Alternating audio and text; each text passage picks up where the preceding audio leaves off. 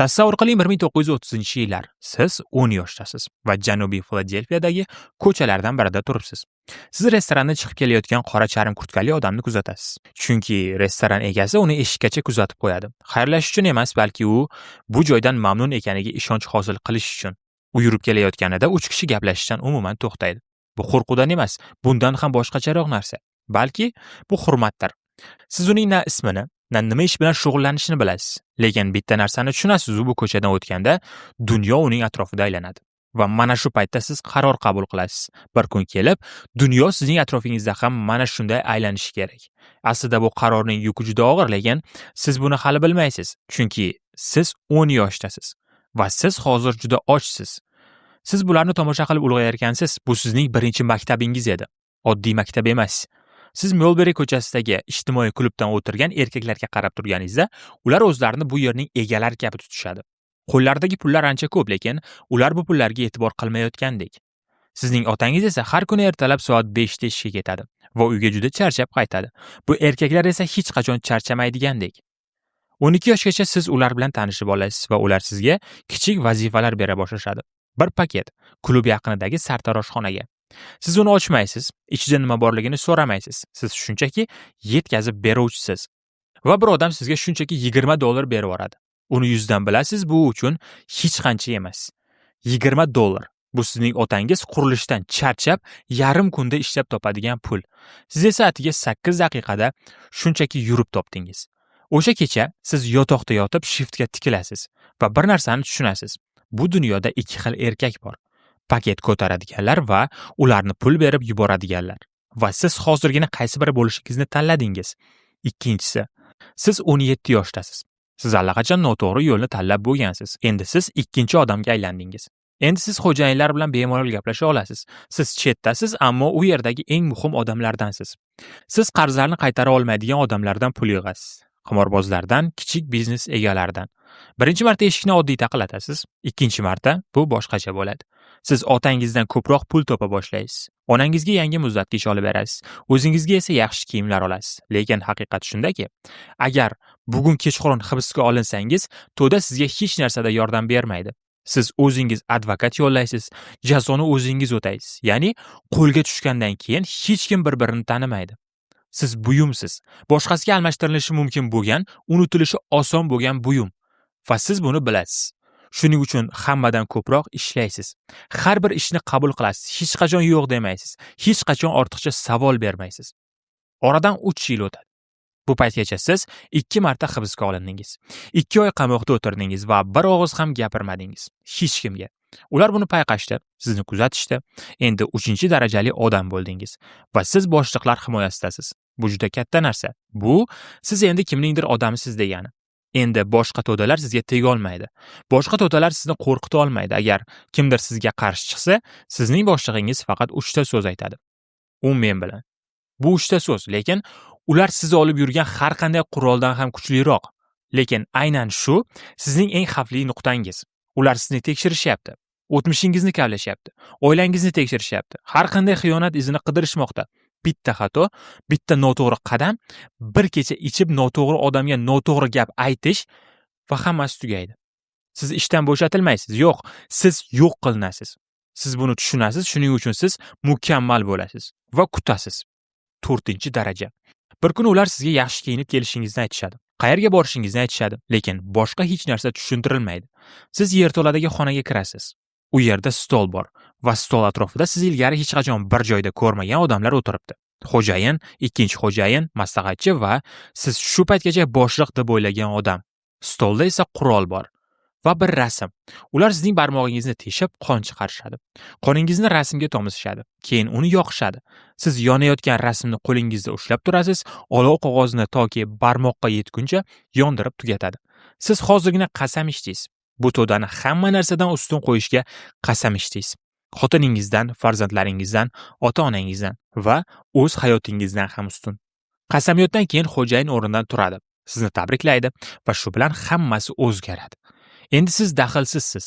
Siz o'sha yerto'ladan umuman boshqa inson bo'lib chiqasiz. Dunyo o'sha, lekin aslida endi u boshqa. Chunki siz orqaga qaytmaydigan yo'ldagi birinchi qadamni qo'ydingiz. 5-daraja ijrochi va ma'lum bo'lishicha siz bitta narsada juda yaxshisiz. Bu undiruvchi emas. Siz aynan ular ishlamay qolgan paytda ishga tushadigan odamsiz. Hatto o'liklar siz orqali gapira boshlaydi. Eng muhim xabarlarni siz yetkazasiz. Siz jahlingizni chiqarmaysiz va aynan shu narsa sizni xavfli qilib ko'rsatadi.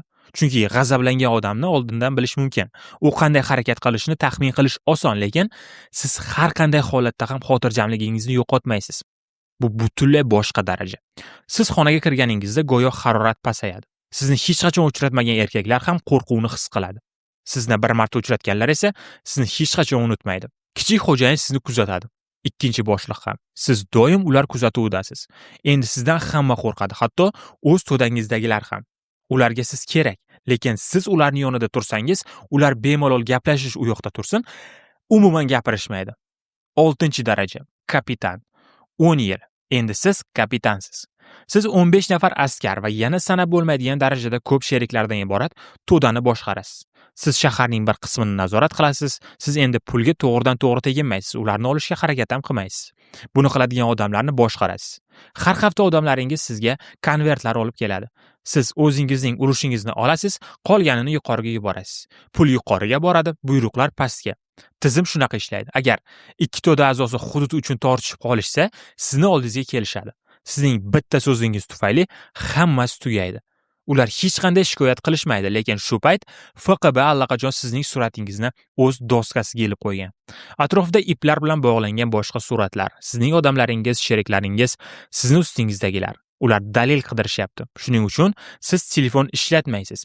Mashinada gaplashmaysiz. Uchrashuvlar parkda, novvoyxonada yoki yomg'ir ostida bo'ladi.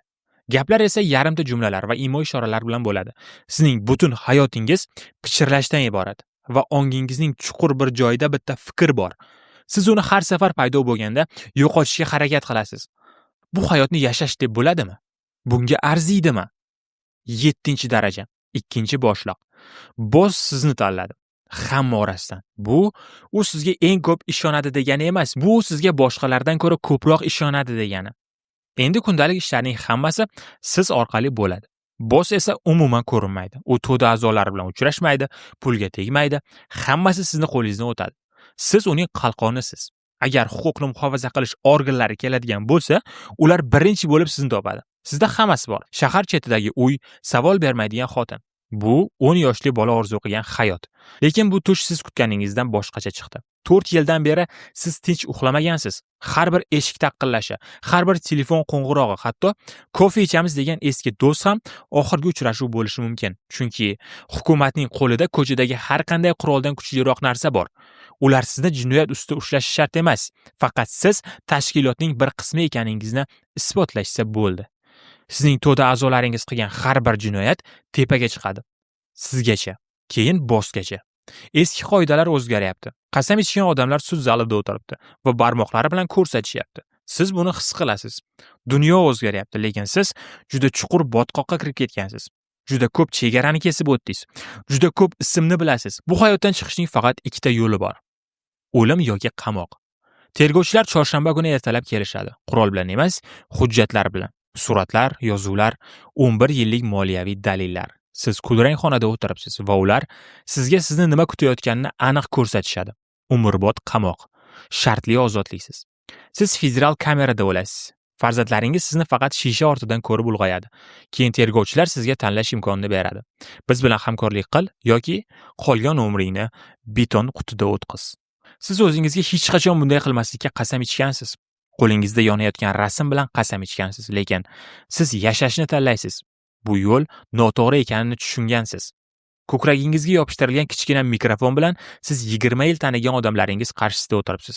Siz uchun o'lishga tayyor bo'lgan odamlar, siz ular uchun o'lishga tayyorman deb o'ylagan odamlar.